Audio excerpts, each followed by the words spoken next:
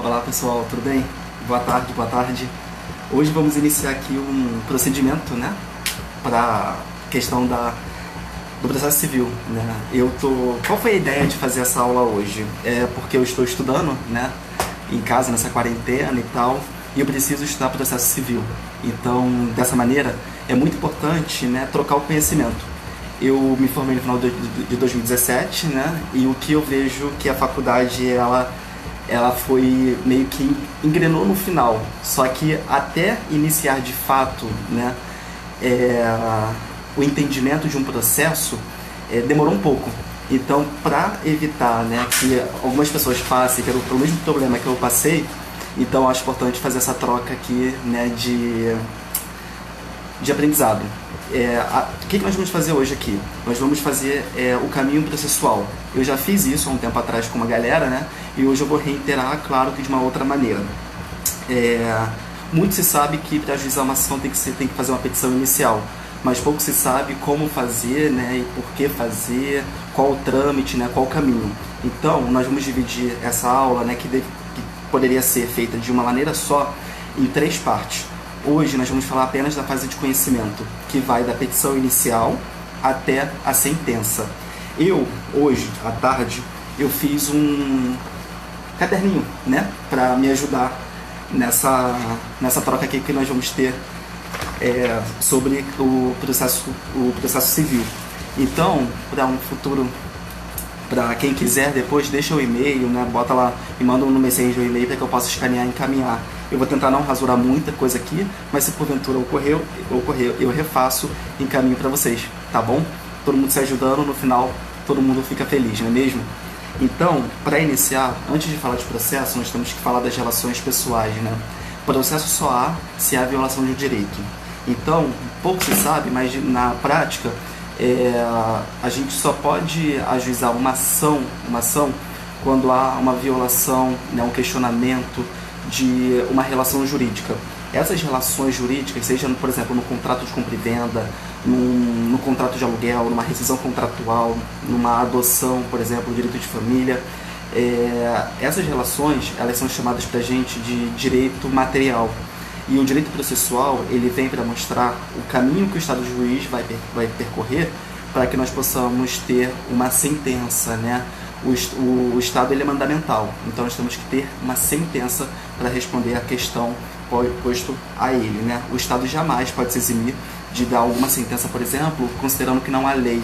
Nós sabemos que quando não há, por exemplo, uma lei específica sobre aquele caso, nós podemos aqui aplicar analogia, equidade, princípios gerais do direito. Os princípios gerais é muito importante mencionar que eles são normas de caráter obrigatório.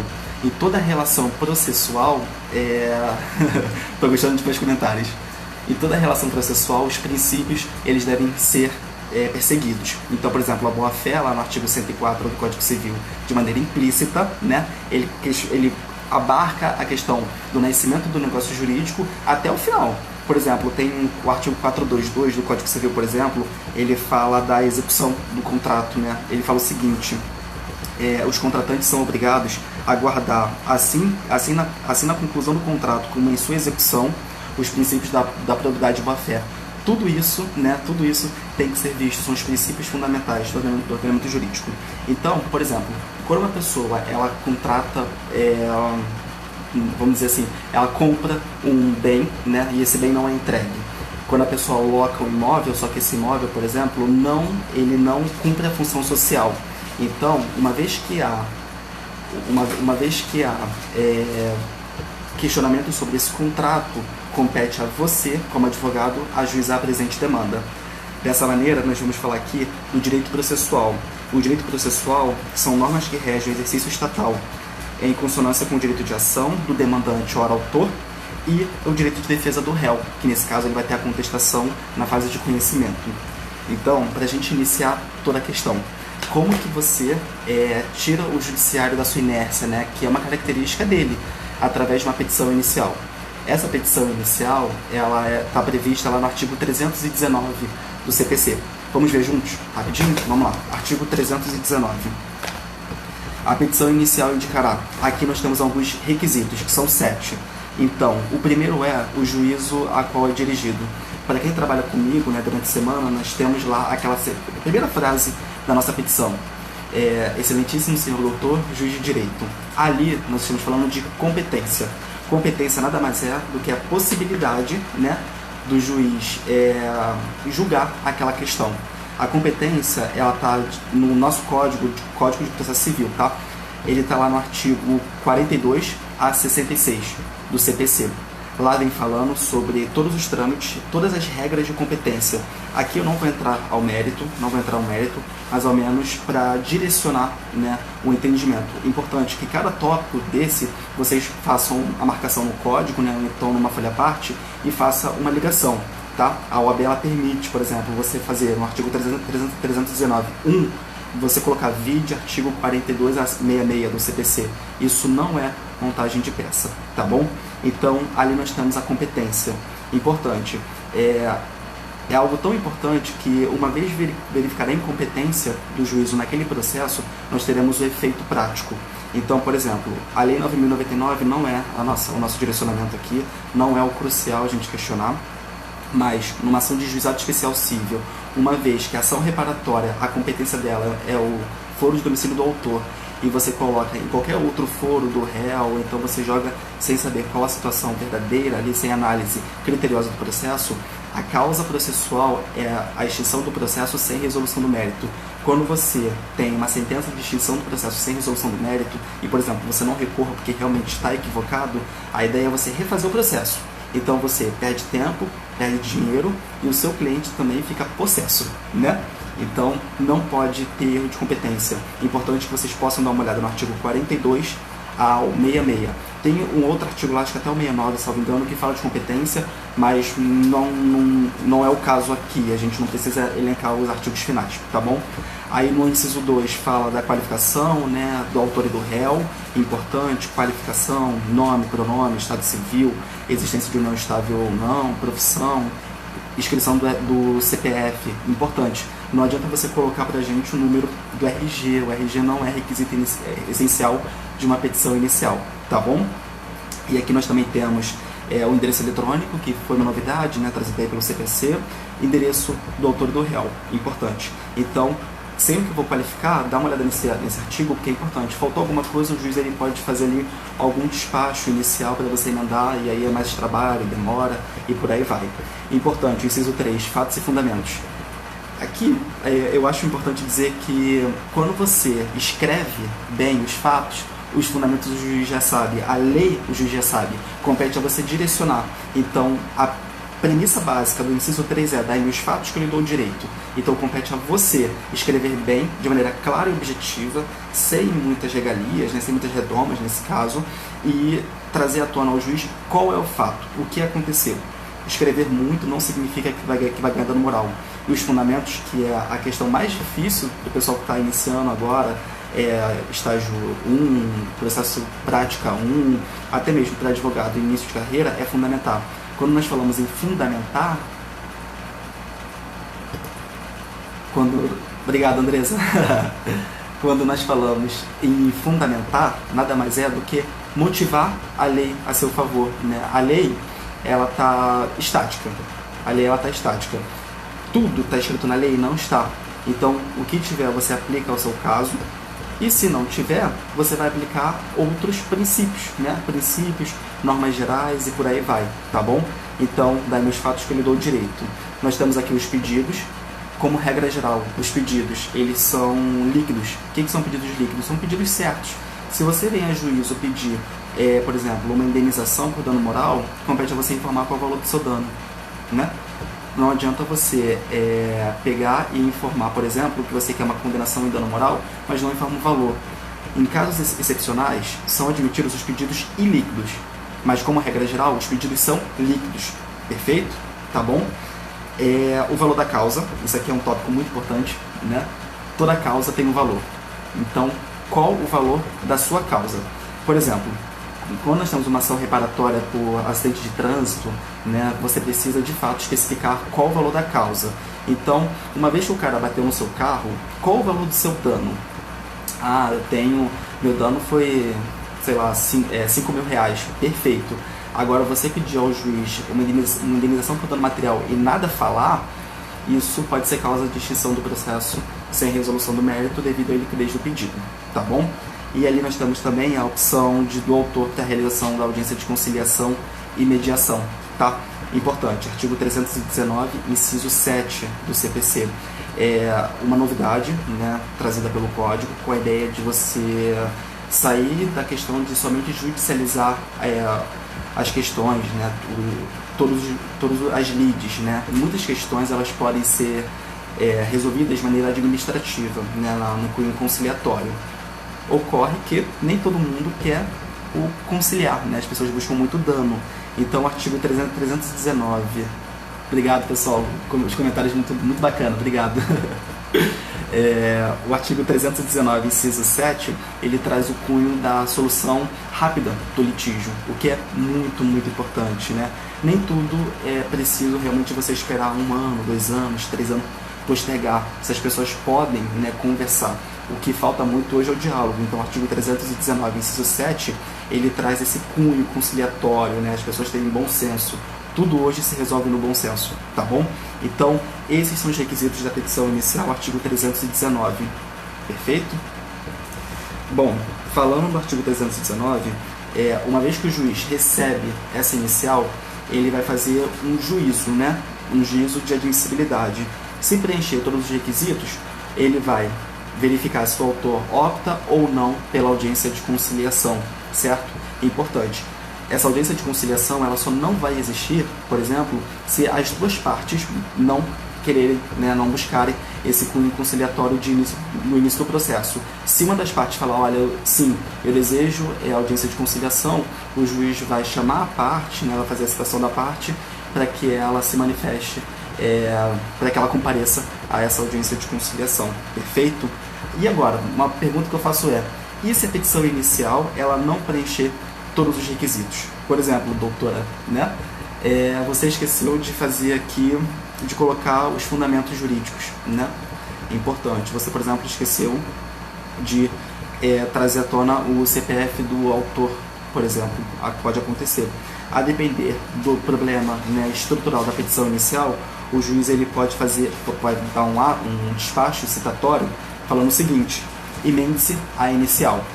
E hoje compete ao juiz informar qual é o problema estrutural da petição.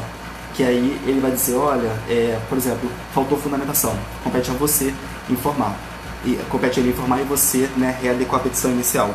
Então, o artigo 321, ele fala, né, o juiz ao verificar a petição inicial e que não preenche os requisitos do artigo 319, ele vai falar o seguinte: determinar que o autor, no prazo de 15 dias, né, que é um prazo, hoje, né, quase todos os casos processuais na área civil são de 15 dias, para emendar a inicial, para consertar aquele erro, perfeito? Se você não consertar como advogado, causa de extinção do processo sem resolução do mérito. Esse é um ponto quando você não preenche o que pede o artigo 319. Então, percebe-se que nada está de maneira aleatória. Tudo tem um porquê, tudo está na lei. Bom, um ponto é a petição inicial, a emenda a inicial, 321. Agora, o juiz também ele pode, sabe fazer o quê? Indeferir a sua petição inicial. Então, você percebe, agora você tem que ter uma lógica comigo. Tudo que eu estou falando tem uma regra lógica. Pega o código, dê uma olhada, vai começar lá no artigo 319, e agora eu já estou pulando para o 321, emende-se a inicial, certo? E logo em seguida vai estar lá, artigo 330, o indeferimento da petição inicial. O artigo 330, ele traz a seguinte informação, 330, né? O indeferimento da petição inicial, o juiz vai receber a sua inicial e ele pode indeferir quando? De cara, né? Ele vai dizer o seguinte: quando a petição inicial for inepta, quando ela não preencher o artigo do 319, ele vai te chamar para emendar. Não emendou? Indeferimento da petição inicial.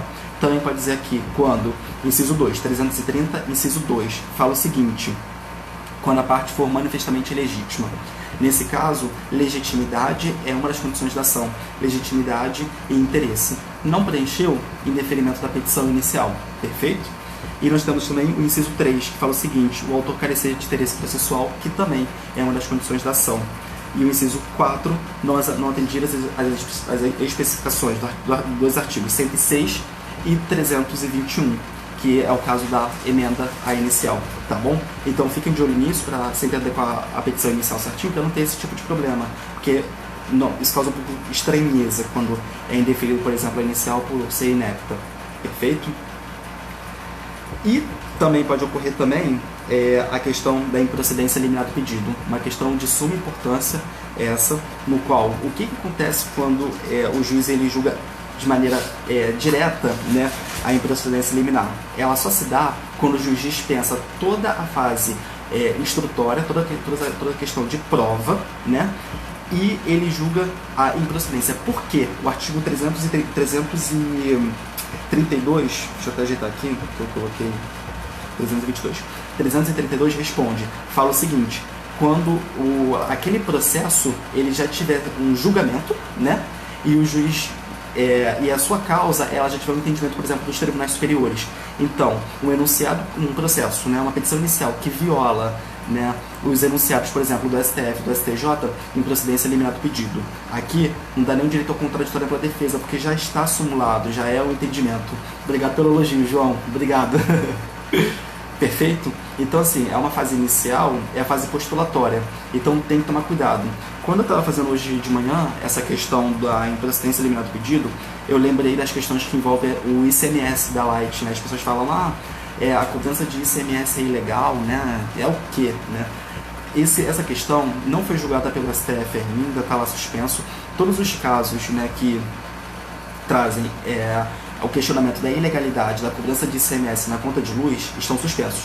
Então, quando o STF julgar, falar assim, olha, é devida a cobrança, então o efeito vai ser erga omnes para todos os demais que questionam a mesma situação. Agora, se por exemplo o STF falar, não, é devido, não há que se questionar, todos os processos terão sua improcedência. É efeito lógico, tá bom? 332 e seus incisos 1, 2, 3 e o 4 também, que fala a questão da prescrição 4, não, é enunciado de súmula do TJ, tá bom? Bom, então, isso aqui foi a petição inicial, né? Os requisitos, né? O que pode acontecer caso não preencha, né, esses requisitos. E agora, importante dizer que, a depender da questão do 319, inciso 7, que fala lá da audiência de conciliação e mediação, os prazos podem ocorrer de maneira diversa. Por exemplo, nós temos o seguinte: quando a parte autora não quer a inicial, não quer a audiência de conciliação, certo?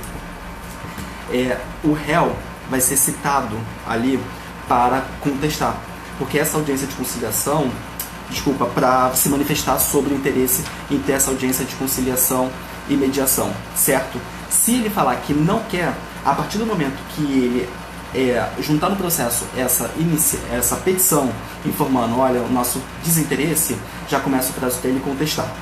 Agora, se porventura tiver a audiência de conciliação porque a parte autora quer, ou porque o réu quer, ou porque os dois buscam essa audiência de conciliação, o prazo para contestar do réu só inicia-se a partir do momento final da audiência de conciliação, tá bom? Então, fiquem de olho nisso. Dos prazos, essa audiência de conciliação, ela, olha só, continua no efeito lógico, está lá no artigo 334 do CPC, que fala o seguinte: se a petição inicial preencher os requisitos essenciais e não for o caso de improcedência liminar do pedido, né, os casos que eu acabei de comentar acima, né, o juiz designará audiência de conciliação ou de mediação. Aí verifica-se o prazo, né? Essa questão aqui, com antecedência mínima de 30 dias, observando o prazo acessado pelo réu de 20 dias de antecedência. Perfeito? Fique de olho nesse artigo, porque ele traz à tona essa questão dos 30 e 20 dias, que é a questão de OAB. Importante, tá bom?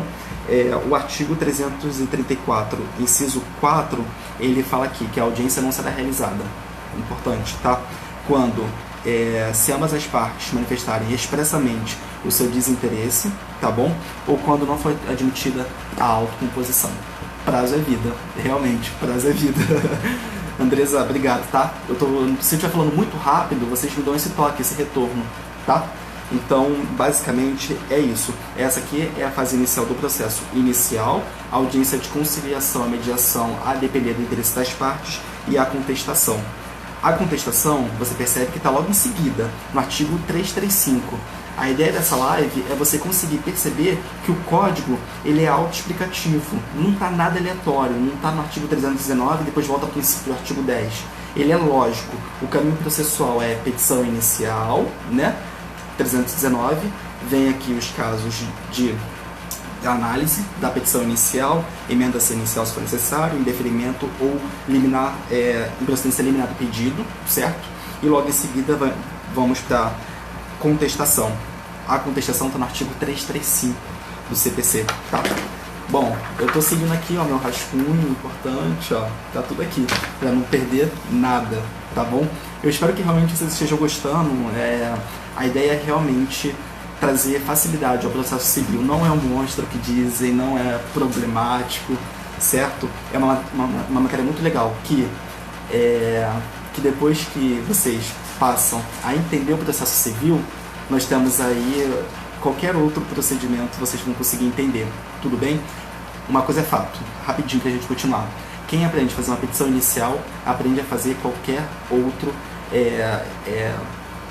outra petição, seja recurso, né, seja defesa em execução e por aí vai. A estrutura é a mesma, artigo 319, tá bom? Salvo exceção, né, tem uma coisinha outra que muda, mas a estrutura tá aí, tá bom? Pessoal, a defesa do réu é contestação. Poxa, eu tô muito feliz, Eu estava muito envergonhado de fazer essa live aqui, porque é difícil, né, pra mim, fazer na internet. Agora, se fosse ao vivo, já estava desenrolando, ó, muito tempo. Mas muito legal, obrigado, tá? Muito obrigado mesmo. A contestação é a defesa do réu, tá? Artigo 335. Bom, aqui o compete ao réu, uma vez citado e não tiver autocomposição ou na audiência de conciliação ali nada a se resolver, trazer todas as matérias de defesa, perfeito? Ali a contestação, o artigo 335 fala o seguinte: o réu poderá oferecer contestação, tá? Por petição, no caso de 15 dias, cujo termo inicial será da data. Nesse caso, o artigo 335 ele fala do prazo de 15 dias para contestar. Esse prazo inicia-se a partir da questão lá da audiência de conciliação. Eu vou só dar uma lida aqui rapidinho para a gente trazer à tona toda a informação, tá? O artigo 335, inciso 1, fala o seguinte: o prazo para contestar inicia-se de 15 dias a partir de, inciso 1 de novo, da audiência de conciliação ou mediação, conforme eu falei, ou da última sessão de conciliação, quando qualquer parte não comparecer ou comparecendo não houver autocomposição. O inciso 2 fala o seguinte: do protocolo de cancelamento, uma vez citado e o réu não manifestar seu interesse na autocomposição, ele vai informar, né, vai protocolar a petição: olha, nós não temos interesse nessa audiência. O autor, por exemplo, se falar, por exemplo, também não tenho, a partir desse protocolo começa a se contar o prazo de 15 dias, tá bom? E o inciso... não tem inciso 3, tá bom? Então essa aqui, ó, tá sendo bem legal. Só para ratificar aquilo que eu já havia falado, né? O prazo de 15 dias. É importante dizer que o réu poderá oferecer contestação. Esse poderá não é obrigatório, tá? É facultativo. O direito de defesa é todos, mas manifesta-se quem quer, tá bom? Então, artigo 335 do CPC. Logo em seguida, lá no artigo 336, fala assim, olha só, bacana: incumbe ao réu alegar na contestação toda matéria de defesa, né, expondo as razões de fato de direito com quem impugna o pedido do autor, especificando as provas que ele tem de produzir. É a defesa, é o momento, é agora. Então, o réu, quando receber a petição inicial e não tiver, como eu já falei, né, audiência de conciliação, o inciso 1, só voltando aqui, pessoal, porque apareceu uma mensagem, artigo 335, inciso 1, Leonardo, da audiência de conciliação e mediação, o prazo começa a correr quando não tiver a autocomposição, tá? Dá uma olhadinha lá, 335, inciso 1, perfeito? Agora, vamos só um pouquinho à frente. Então, o réu, quando recebe a petição inicial, compete a ele aqui alegar todas as matérias de defesa. As matérias de defesa, elas são as preliminares do artigo 337 e a questão de mérito, que aí compete a cada caso concreto. Tá bom? Então, uma vez que o réu verificar que há vícios processuais na petição inicial, compete a ele trazer as preliminares, artigo 337. Esse artigo, ele pode fulminar o direito do autor. É muito, muito importante saber. Então, eu não vou ler todos os incisos, né, para não ficar algo muito cansativo, mas nós temos do inciso 1 até o inciso 13. Nós temos 13 defesas aqui de ordem processual. Por exemplo, inexistência de nulidade de citação, né? Incorreção do valor da causa. Eu acho importante aqui falar sobre a inépcia da inicial, que nós vimos, né, lá na frente. A coisa julgada, ausência de legitimidade de interesse processual. Eles sempre usam isso, né? Dificilmente eu sou advogado de réu, mas eu uso quando eu sou advogado do réu, e eles tentam fulminar essa questão. Só que a questão de legitimidade é a questão de pertinência jurídica da demanda, né? Aquele que se sente lesado. Então, é difícil, né, você ajuizar uma ação contra uma pessoa que não causou nada a você. É difícil, pode ocorrer, claro, né? Hoje nesse mundo acontece de tudo.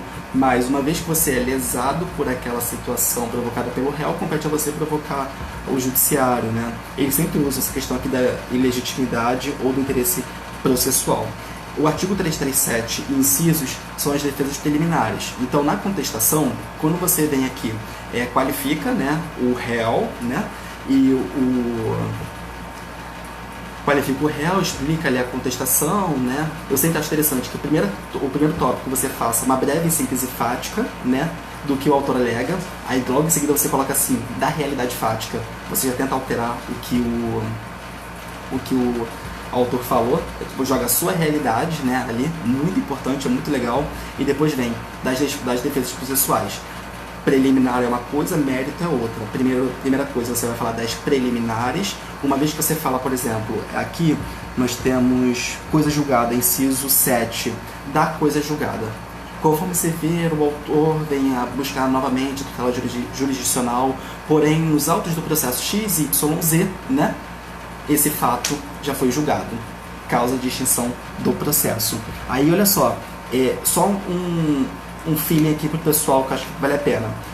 Nas defesas preliminares, quando você vê ali, por exemplo, o inciso 7, coisa julgada, logo embaixo, pequenininho, tá assim, ó, artigo 485, inciso 5. O 485 e 487 fala de causas, que o 485 fala de extinção do processo sem resolução no mérito, e o 487 fala de causas com resolução no mérito. Então, quando você alegar uma preliminar, você já fala o seguinte: considerando a coisa julgada, né, trazida à tona, requer o réu a extinção do processo sem resolução do mérito e a condenação do autor às custas processuais e honorários advocatícios.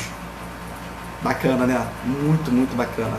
Então, toda a matéria de defesa, ela deve ser arguida com o réu, com as preliminares, 337, e o mérito. O mérito é a questão principal, né? Aquilo que envolve o processo. Depende do caso concreto. Então, compete a você questionar que o réu não compactuou para a quebra de contrato, que o réu agiu com boa fé, e por aí vai. Perfeito? Quando nós falamos da defesa processual, né, da contestação, nós temos que falar aqui dos dois princípios, né, que compete ao réu. Esse é o momento dele. Nós temos aqui o princípio da eventualidade, que é o artigo 336 caput. 336 incumbe ao réu alegar na contestação toda a matéria de defesa. É ali. Meu amigo, se não falou ali, não fala mais. Perfeito? Aí depois fica só para questões fáticas e de direito e acabou, né? Como que nós vamos entender, como que você vai alegar uma defesa, como você vai alegar uma defesa, né? Uma defesa que o momento seu propício era aquele ali da contestação e nada falou. Perfeito? Olha, muito legal. Que bom que vocês estão gostando. Que bom. Eu tô muito feliz. Tô muito feliz mesmo. Muito obrigado. Muito obrigado. Então nós temos aqui o princípio da eventualidade, né? Artigo 336, e nós também temos aqui o princípio da impugnação específica, 341 do CPC, parágrafo único.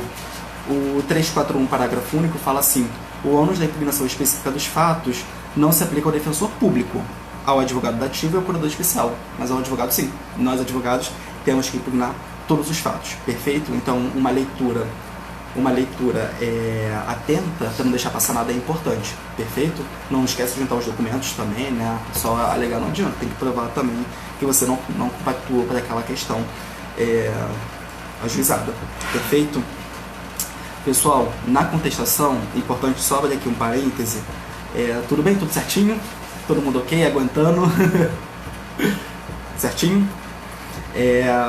Na contestação, compete ao réu alegar matéria de defesa, mas também ele pode reconvir. Reconvir nada mais é do que uma reconvenção. O que é uma reconvenção? Reconvenção nada mais é do que a troca do polo da ação. Então, olha só, Maria ajuizou uma ação,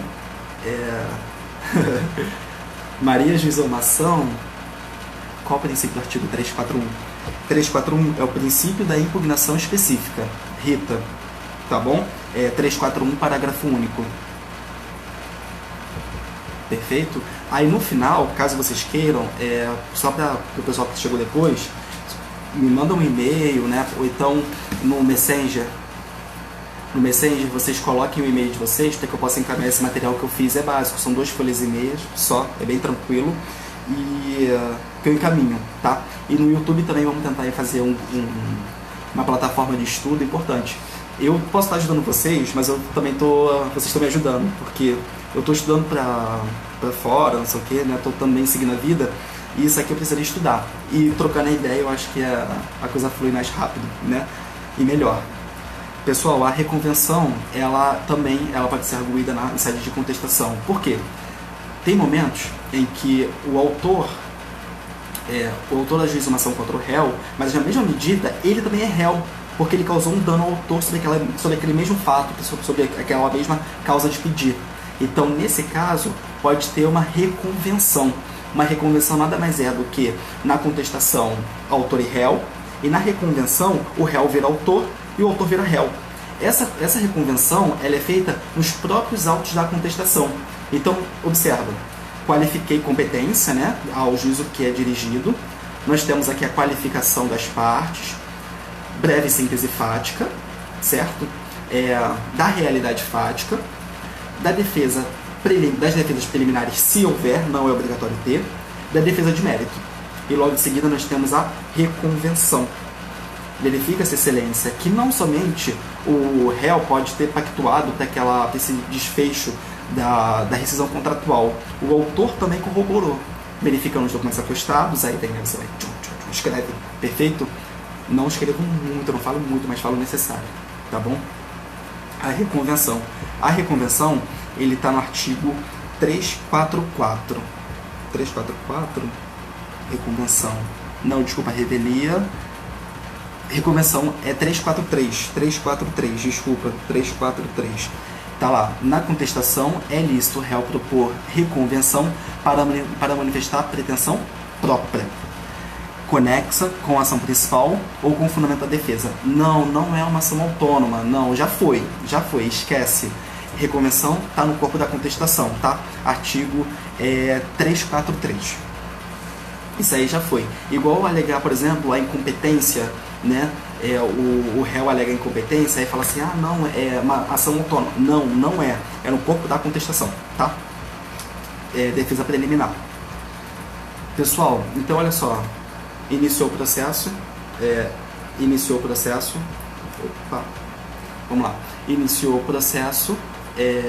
O réu contestou com reconvenção ou não. Uma vez que o réu alegou toda a matéria de defesa, né? O que vai acontecer agora? Ele não trouxe uma preliminar, por exemplo, ilegitimidade ativa, não é autor, ele não merece carecer da tutela jurisdicional. O autor irá falar em réplica, direito ao contraditório e ampla defesa. Perfeito? Fiquem de olho nisso. Então, quando o réu trazer fatos impeditivos, modificativos e extintivos do direito autoral, o autor vai ser chamado ao processo para se manifestar em réplica, no prazo de 15 dias. Tá bom? Fique de olho nisso. A réplica tá lá, das provas, 90, tal. A réplica tá no artigo 350, acho que não, tá aqui, 350 do CPC. Fala o seguinte, o tópico tá assim, ó, do fato impeditivo, modificativo e extintivo, tá, do direito autoral. Se o réu alegar fato impeditivo, modificativo ou extintivo do direito do autor, será esse ouvido no prazo de 15 dias, permitindo o juiz a produção de provas. Então, fica de olho nisso, tá? A réplica. Aqui, então, nós temos já todas as alegações, o processo em síntese está montado, perfeito? O que vai acontecer agora?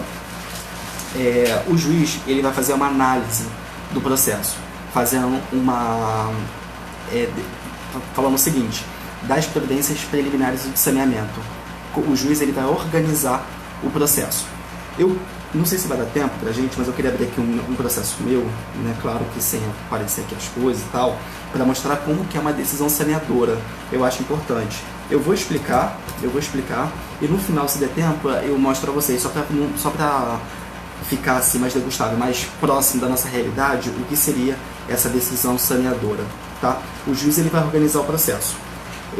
Ao receber a réplica inicial, a contestação, nós temos aqui o seguinte, ele pode julgar o processo, ele pode extinguir o processo e ele pode também julgar parcialmente o processo. Nesse caso, o que vai acontecer? Uma vez que ele verificar que não há necessidade mais de prova, o artigo 354 ele pode falar o seguinte, 354, da extinção do processo. Ocorrendo qualquer das hipóteses previstas no artigo 485 e 487, o juiz preferirá a sentença. Então, ele fala que o juiz vai extinguir o processo. O 485 e 487 fala da extinção do processo com resolução no mérito e sem resolução no mérito. O 355 fala o seguinte, do julgamento antecipado. Verificando que já dá para julgar o processo com a réplica do autor, o juiz ele já vai analisar o processo e fala o seguinte, olha, isso aqui eu não preciso mais fazer dilação probatória e tal, já é possível fazer o julgamento. Por quê? O artigo 355 fala o seguinte, quando não houver necessidade de provas, o que já está ali, o que o autor juntou na inicial e o réu juntou na contestação, ele já pode julgar. Não tem nenhum dano às partes, certo? Importante, porque já adianta muito o processo. Eu já tive um processo que teve um julgamento antecipado de mérito, foi do ano passado, ajuizei a ação em março, quando foi em junho já estava sentenciado. Por quê? Não havia mais necessidade de prova. Eu não busquei prova testemunhal, prova pericial, eu só queria prova documental, o que eu já havia conseguido, certo? E o réu, ele juntou lá na matéria de defesa dele e o juiz julgou. Importantíssimo, importantíssimo. Fiquem de olho nisso. Claro que se demandar maior dilação probatória, não vai ocorrer o julgamento antecipado de mérito. Perfeito? O inciso 2 fala assim, quando o réu for revel, né? Importante. A revelia eu vou falar logo em seguida, eu não vou adiantar não, tá? Então, julgamento do mérito. E o artigo 356, ele fala do julgamento parcial. O julgamento parcial, né, do processo só vai ocorrer quando tiver um fato incontroverso. Nós temos uma sentença com 3 pedidos, A, B e C. De A, B e C, o A já está mais que sedimentado. Realmente, é direito autoral. O juiz já pode decidir esse processo. Essa decisão, ela está lá demonstrada no artigo 356, inciso 1, que fala o seguinte, o juiz decidirá parcialmente, um todo, né, um sozinho, um pouquinho lá, quando um ou mais 2 pedidos formulados ou parcela deles, mostrar incontroverso. Importantíssimo, né? E o inciso 2 fala, quando estiverem condições de imediato julgamento, nos termos do artigo 355, que eu acabei de falar agora, que é do julgamento antecipado. Importantíssimo. Claro que isso aqui não é regra, é exceção. Normalmente faz toda a fase de conhecimento e o juiz dá uma sentença só. Perfeito? Então tá lá, o julgamento do processo antecipado. A decisão saneadora, eu vou só tentar abrir aqui. Eu não sei se vocês estão com muita pressa, mas eu acho que seria bem legal verificar. A decisão saneadora no processo, caso ele não faça o julgamento antecipado, nada mais é do que uma organização. Nada mais é do que uma organização. Então, o juiz vai verificar a legitimidade das partes, né? Se todos estão com procuradores, é importante, né? E partindo da premissa que está tudo regular, ele vai dar uma decisão que normalmente de praxe. Então, inciso 1, Jacarepaguá. Deixa eu só abrir aqui, seria bem legal. Da decisão saneadora, organização do processo. Essa decisão, vocês percebem que tem uma lógica no processo. Eu comecei no artigo 319 e aí aos poucos ele está fluindo. O artigo 357 fala da decisão saneadora. seria o fato de organização. Quando que vai ocorrer essa organização? Só vai ocorrer quando, para resolver questões processuais, sempre ocorre, tá? Falei quando, mas está errado. Sempre ocorre quando for caso para resolver questões processuais, delimitar a distribuição do ônus da prova. Fundamental. Depois vocês deem uma lida nessa questão da decisão sancionadora e do ônus da prova, porque para quem está estudando recurso é fundamental lá a questão do agravo de instrumento. Perfeito? 357 e seus incisos. Tem lá o inciso de 1 a 5, tá bom? Uma vez dada a decisão sancionadora verificado que está preenchido todos os requisitos, tá aqui, ó. Deixa eu só mostrar para vocês como funciona. Vou dar só uma lida para que vocês possam mais ou menos entender essa questão. Perfeito? W8A. Deixa eu só abrir aqui. Uma vez que o juiz faz essa decisão sancionadora, está tudo delimitado. Tudo delimitado. Questões pendentes, questões de fato de direito. E aí, se você não agravar essa decisão, por exemplo, inverte o ônus da prova, que é cabível ao agravo de instrumento lá no artigo 1015, o juiz ele delimitou as obrigações de cada parte e aí vai verificar se há necessidade de, por exemplo, audiência de instrução e julgamento. A audiência de instrução e julgamento está lá no artigo 357 do CPC. Aqui também tem a questão das provas, tá? Nessa decisão, você pode informar, olha, tem interesse de realizar prova pericial, prova documental, prova suplementar e por aí vai. Se houver necessidade de produção de prova, né, por exemplo, prova testemunhal, ele vai marcar aqui, por exemplo, para você fazer, para ter uma AIJ, né, de frente a frente com o juiz. É importante porque o juiz começa a conhecer as partes, né, o processo. Delegando sobre muito importante essa questão aqui das provas. Cuidado para quando você for delimitar a questão das provas, é que você não seja prejudicado. Uma vez que ele não inverte o ônus da prova, compete a você trazer os fatos constitutivos do seu direito e o réu os fatos impeditivos, modificativos e instintivos do direito autoral. Perfeito? Essa é o ônus da prova. A inversão é quando o réu traz o fato constitutivo do direito do autor, né? Considerando a insuficiência técnica, né, jurídica, financeira aí das partes. Perfeito? Bom, uma vez que teve audiência de instrução e julgamento, o juiz vai marcar a sentença, né? E aí sabe-se lá quando vai ser a sentença, e a sentença fica voltada lá na questão do artigo 485 e 487. Deixa eu só explicar para vocês aqui rapidinho onde que é essa decisão saneadora. Deixa eu ver se é essa aqui. Tem provas. Deixa eu só ver aqui, decisão. Seria bem legal se eu conseguisse aparecer aqui, prefiro não. Importante. Enfim. Da impugnação. Essa decisão aqui, ela ficou bem pequenininha, mas normalmente ela é um pouco maior. Ela diz o seguinte: o réu, no processo à parte, ele falou o seguinte, da impugnação à gratuidade. Da impugnação à gratuidade. Ele alegou, né, que a parte não é suficiente, porém ele não trouxe prova. Aí o juiz disse o seguinte: da impugnação à gratuidade, considerando que a parte ré não trouxe aos autos comprovação de que pudesse confirmar a não ser a parte autora insuficiente econômica, fazendo apenas alegações genéricas, né, mantém o benefício da gratuidade. Ok. Então aqui ele olhou lá uma preliminar. Presente os requisitos processuais e os requisitos para o provimento final do mérito, declaro saneado o processo. Então ele analisou todo o processo e falou assim: está regular, está tudo ok.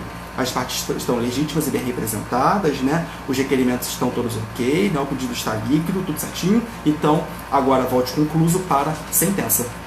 Importante. E aí a sentença está lá no artigo 485 e 487 do CPC. Aí, deixa só para a gente ir concluindo.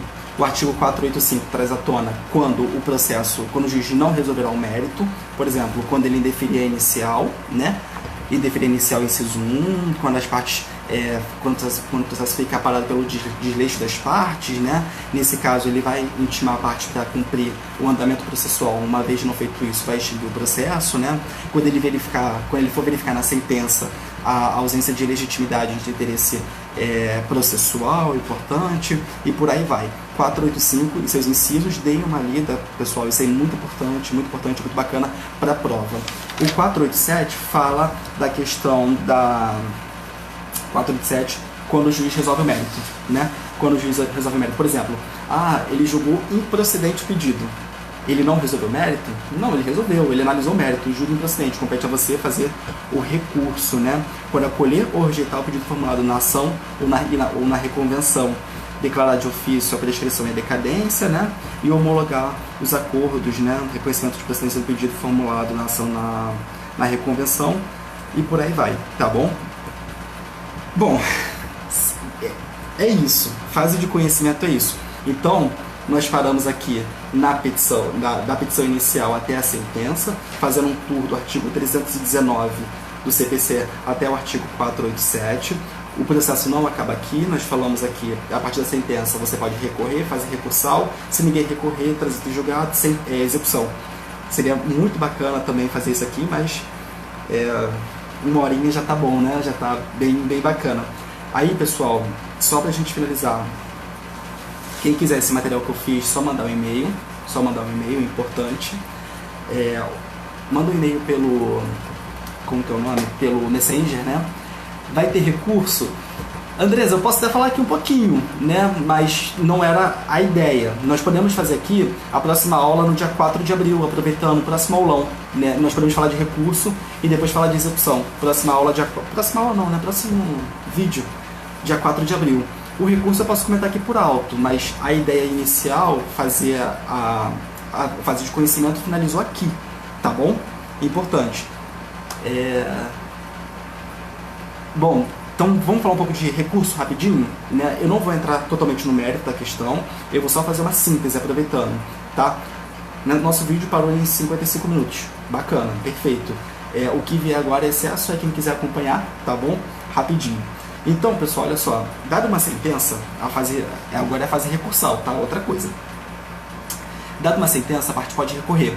Pode recorrer porque aquela sentença ela não concorda com a sentença, seja porque julgou improcedente o pedido, né, analisou o mérito, seja por causa de extinção do processo sem resolução do mérito, seja porque ela achou que o cunho, por dano moral, foi muito pequeno, e por aí vai. É importante dizer que de uma sentença cabe uma apelação, certo? Da sentença cabe apelação. Não, já acabou, a fase de conhecimento já acabou já. Agora vamos falar só um pouquinho de recurso. Súria, muita saudade de você, muita mesmo. Então, dada uma sentença, cabe uma apelação, tá? Os recursos, vamos só olhar o código rapidinho. Eu não vou ficar lendo artigo, mas eu acho sempre legal pontuar. Quando você fala de recurso, eles começam lá no artigo 994, tá? 994 do CPC. Os recursos, eles são taxativos.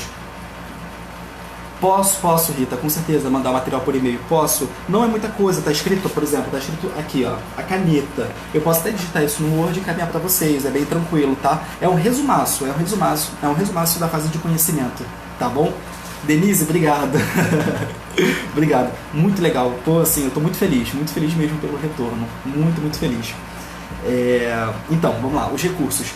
Eles estão de maneira taxativa no artigo 994 do CPC. Apelação, agravo de instrumento, agravo interno, recurso ordinário, especial, extraordinário, embargos de divergência. Perfeito? Se eu esqueci de algum aqui, eu acho que foi agravo em recurso especial ou extraordinário.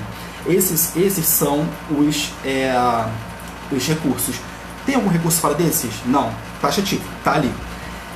Que acontece?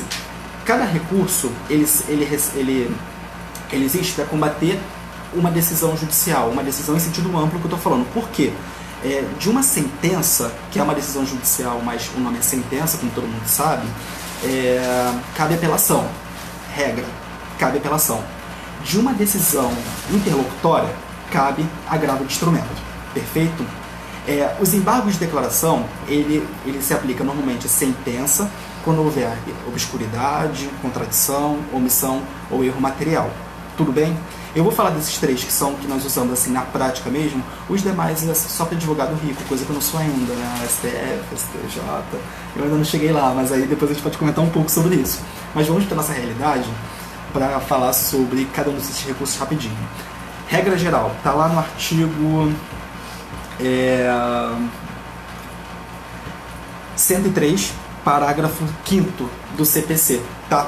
Excetuados os embargos de declaração, o prazo para interpor recurso e para responder é de 15 dias. 15 dias para responder. Então, excetuados os embargos, todos os demais têm 15 dias. Unanimidade, não pode esquecer, é muito, muito importante. A apelação tem 5 dias? Não, não tem. O agravo tem 5 dias? Não, não tem. É importante. Dada a sentença, você vai apelar. Por exemplo, só uma questão aqui minha, que foi bem legal de um processo que uma pessoa ela sofreu um dano moral de um negócio lá de laboratório médico, que ela fez o exame errado e diagnosticou com uma doença grave, o que não era verdade. Nós falamos que isso aqui é um falso positivo. O juiz condenou a parte ré a pagar, mas o valor foi aquém daquilo que nós esperávamos. Então, considerando que o nosso desconforto com a sentença, nós recorremos. O recurso ele tem que preencher alguns requisitos de admissibilidade para depois fazer análise de mérito. Perfeito? Quais são os recursos de admissibilidade? Eu sempre esqueço, mas são 6. Legitimidade, interesse recursal, motivação, preparo,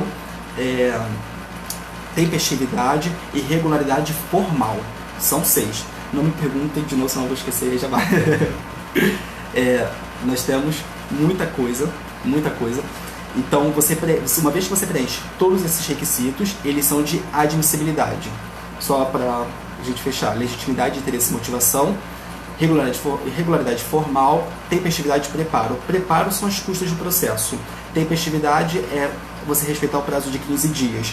Regularidade formal nada mais é do que tem recursos que a lei estabelece que você deva juntar alguns documentos a mais. É um plus, é obrigatório. O agravo de instrumento, por exemplo, ele pede cópias, quando o agravo ele é físico, cópias obrigatórias e as facultativas são facultativas. Mas essas cópias devem estar no agravo. Aqui tem que preencher essa questão da regularidade formal. É um documento obrigatório para que seja o recurso recebido. Normalmente, hoje, né, como o processo é eletrônico, então essa questão não se aplica tanto, porque todos eles vão com todos os documentos. Agora, se for físico, é importante você olhar a lei e verificar quais são os documentos que pede para você juntar no processo, tá bom? Uma vez preenchidos os requisitos de admissibilidade, o juiz vai receber. É importante o seguinte: diferenciação entre agravo e apelação. A apelação, vamos começar pela apelação. O juiz ele vai receber a sua apelação, o juiz acorda de primeiro grau e vai intimar a parte para se manifestar sobre a apelação e depois remeter ao tribunal. Beleza. O agravo de instrumento, a competência do processo já é do juiz ou de quem? Lá de cima. Você vai colocar excelentíssimo, senhor, doutor, desembargador, presidente do Egresso Tribunal de Justiça do Estado do Rio de Janeiro, por exemplo. E vai encaminhar lá pra frente. Tá bom? Lá pra cima, desculpa. Lá pra cima. Então, são duas situações diferentes. O juízo, quem recebe o processo, a apelação é o juízo de primeiro grau, e no agravo é de segundo grau, direto, tá bom? É diferente. O artigo 1010 fala sobre isso. A apelação interposta por petição dirigido ao juízo de primeiro grau conterá. Aí aqui vem o que precisa. O artigo 319 lá fala da petição inicial, os requisitos. Agora que o 1010 fala sobre a apelação: nome, qualificação das partes, exposição de fato, de direito, né? As razões de fato ou as razões do pedido de reforma ou de decretação de nulidade da sentença, né? E o pedido da nova decisão. Aí aqui nós teremos que falar sobre os vícios que pode ser dados na sentença, mas aí não vou entrar muito no mérito não, depois a gente comenta sobre isso, tá? O parágrafo 1º fala que o apelado será intimado a apresentar contra-razões no prazo de 15 dias. É só uma nomenclatura. Quem recorre da sentença é o apelante. Quem vai responder a apelação, caso não recorra, em contra-razões da apelação, é o apelado, tá bom? Aí quem recorre da decisão interlocutória, que, por exemplo, indeferiu o seu pedido liminar, o artigo 1015 fala sobre agravo de instrumento, é o agravante. O agravante. E o agravado é aquele que não recorre. Perfeito? Vai ser intimado a responder as contrarrazões ao agravo de instrumento. Tudo bem? Pessoal, eu só queria falar uma coisa rapidinho sobre a questão da fase de conhecimento vinculado aqui ao recurso. Bom, vamos respirar um pouco. O que acontece? Da petição inicial até a sentença, nós temos a fase de conhecimento. E durante todo esse caminho são dadas decisões, né? Tem algumas decisões que elas já comportam de maneira imediata um recurso, que é o agravo de instrumento. O artigo 1015, inciso de 1 a 13, fala que algumas decisões de maneira imediata comportam agravo de instrumento. Até aí, beleza. Tem outras decisões que não comportam. Então, essas decisões que não comportam agravo de instrumento de imediato, o que vai acontecer? Você vai guardá-las para si e, eventual sentença que você recorra, você vai colocá-las como preliminar de apelação. As decisões, como preliminar de apelação, desculpa, as decisões que não comportam agravo de instrumento. Agora, se você tem uma decisão, né? Você entrou com um processo contra a Unimed informando que o seu cliente precisa fazer um exame, não sei, uma operação, e a Unimed negou. Você vai entrar com pedido de tutela de urgência para que ele realize aquele exame de maneira imediata, porque senão ele corre risco de vida. Se o juiz interfere esse seu requerimento, esse seu pedido, ele vai dar uma decisão. Só que essa decisão comporta agravo de instrumento. Artigo 1015, inciso 1. Todas as decisões que você olhar no artigo 1015, incisos, comporta agravo de instrumento. O que não tiver ali, não comporta. Então, o que você vai fazer? Você vai segurar essa decisão, se for maléfica, entre aspas, para você, e vai juntar lá para falar em preliminar de apelação em caso de sentença. Beleza? Então, contra a decisão interlocutória que indefere, por exemplo, o pedido de tutela de urgência, cabe agravo de instrumento. Aí você já faz seu agravo e direciona para o juízo de segundo grau direto. Perfeito? Perfeito? Então tá. Contra a decisão, era isso que eu também queria falar. Questão de ônus da prova, né? Lá na fase semeadora, que eu falei lá, depois da réplica, né, o juiz dá uma decisão semeadora, ele pode falar assim: indefiro o pedido de ônus da prova. Essa decisão que fala de indeferimento do ônus da prova, se você verificar que é impossível para você provar o seu direito, você pode agravar. Artigo 1015, inciso 11. Redistribuição do ônus da prova nos termos do artigo 373, parágrafo 1º do CPC. Beleza? Beleza? O artigo 1016 do agravo de instrumento fala o seguinte: o agravo será dirigido diretamente para o tribunal competente. Lá em cima. Tudo bem? E sobre o agravo de instrumento ainda, sobre a questão dos documentos, está lá no artigo 1017. Sim, a Andresa fez uma pergunta aqui interessante. O rol do artigo 1015 do agravo de instrumento é taxativo, né? Bom, como regra geral é taxativo. Só que depois que o CPC ele entrou em vigor, saiu várias decisões dos tribunais dando, em certos casos, né, falando que comporta agravo de instrumento em certos casos, certas decisões. É peculiaridade, né? Então, nesse caso, nós falamos que é taxativo como regra, mas mitigado. Na prática, ele é mitigado, porque só mesmo foi questionado essa questão da taxatividade na prática do nosso dia a dia. Tem decisões que realmente não pode comportar, não pode esperar a sentença. Uma vez que você ajuiza uma ação numa vara civil de Jacarepaguá, por exemplo, em janeiro de 2020, vai sair uma decisão só, sei lá, dezembro? Não. Vamos virar o ano. Então você acaba agravando e o juízo, ao receber lá, ele vai mitigar essa aplicação do agravo de instrumento, tá bom? O agravo de instrumento tem a questão da regularidade formal, importante. A regularidade formal nada mais é que a juntada de certos documentos. Se os autos for eletrônico, dispensa essa juntada, que fala lá no artigo 1017, parágrafo 5º, e o artigo 1017, inciso 1 e 2, fala da juntada obrigatória, tá bom? Dos documentos obrigatórias e facultativas. Perfeito? Assim, eu estou passando só o apanhado do que os recursos, tá? Nós podemos falar assim na próxima aula, que aí eu já faço todo o material, explico direitinho, falo sobre os vícios da sentença e por aí vai. Perfeito? Deu para entender mais ou menos rapidinho a questão dos recursos? Os embargos de declaração eu comentei, né? que falou que só em casos de obscuridade, contradição, omissão ou erro material. Os embargos de declaração está lá no artigo 1022, tá? do CPC. Os embargos de declaração não têm condão de alterar, né, a sentença. Ocorre exceções, mas como regra geral não é. Ele só altera algum erro material que teve, ou se tiver alguma obscuridade, né?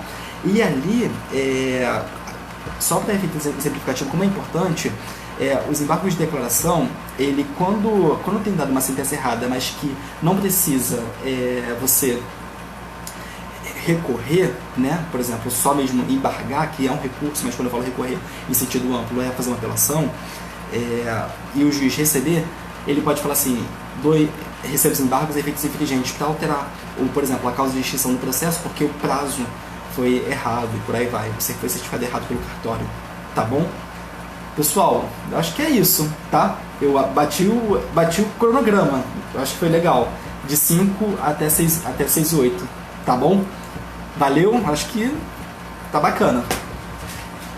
Os e-mails, e agora se vocês tiverem umas perguntas, perfeito, Andresa, perfeito. Se vocês tiverem uma pergunta sobre o que eu falei, pode perguntar, e aí a gente marca o dia 4, tá? Uma outra live. Obrigado desde já, muito obrigado.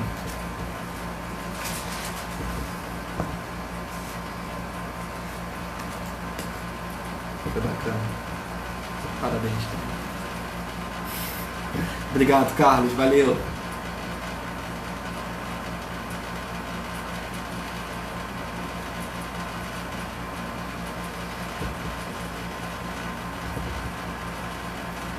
Tô bacana, né? Pode deixar, Andresa. Pode deixar, vou avisar a galera.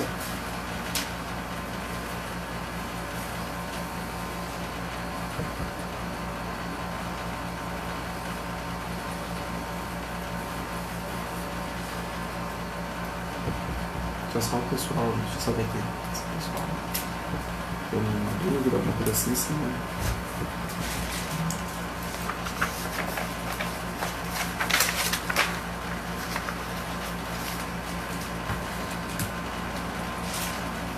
Súria, obrigado.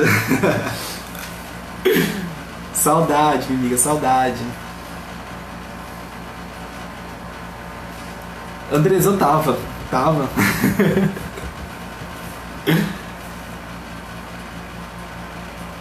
É mais fácil falar pessoalmente.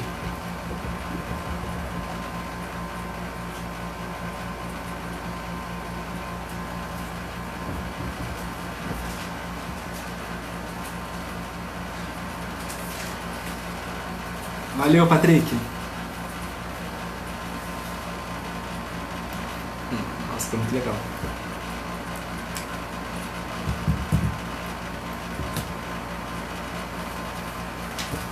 Eu vou compartilhar essa aula no Facebook, né, de repente. Pode ser interessante.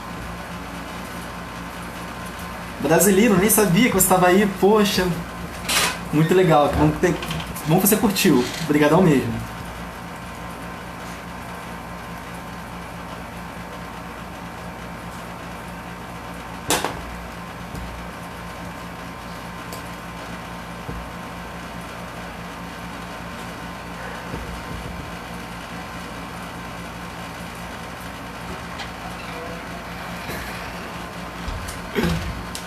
Não, beleza, Súria, tá certo. Não, a gente questiona isso aí depois, não tem problema não. Pode me mandar também e-mail, alguma coisa assim, tá bom? Obrigado.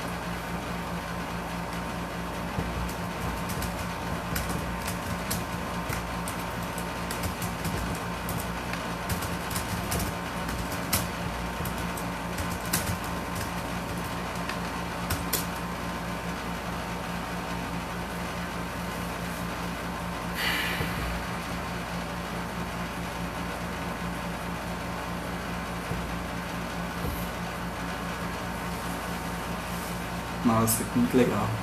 Bacana.